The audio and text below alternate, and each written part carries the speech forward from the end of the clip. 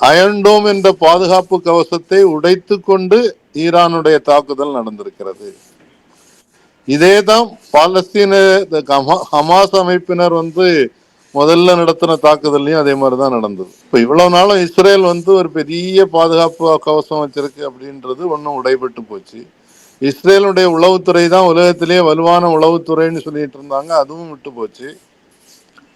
மூணாவது, உலக நாடுகள்ல பெரும்பான்மையான நாடுகள் காசாவில் நடத்தக்கூடிய அநியாயத்தை தடுத்து நிறுத்துங்கள், இது ஒரு இனப்படுகொலைன்னு சொல்லி ஐக்கிய நாடுகள் சபையில ஒரு தீர்மானத்தை கொண்டு வர்றாங்க.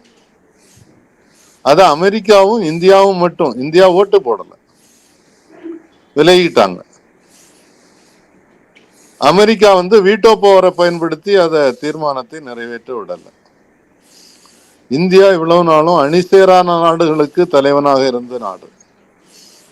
எந்த ஒரு நாட்டுக்கும் அடிபணிந்தோ அல்லது சாதகமாகவோ போகாமல் இருந்த நாடு இன்றைக்கு அமெரிக்காவுக்கு அடிபணிந்தும் சாதகமாகவும் போயிட்டு இருக்கிறதுன்றத கண்கூடாக பார்த்துட்டு இருக்கோம். இது இந்தியர்களுக்கு நல்லதில்லை, இந்திய நாட்டுக்கு நல்லதில்லை.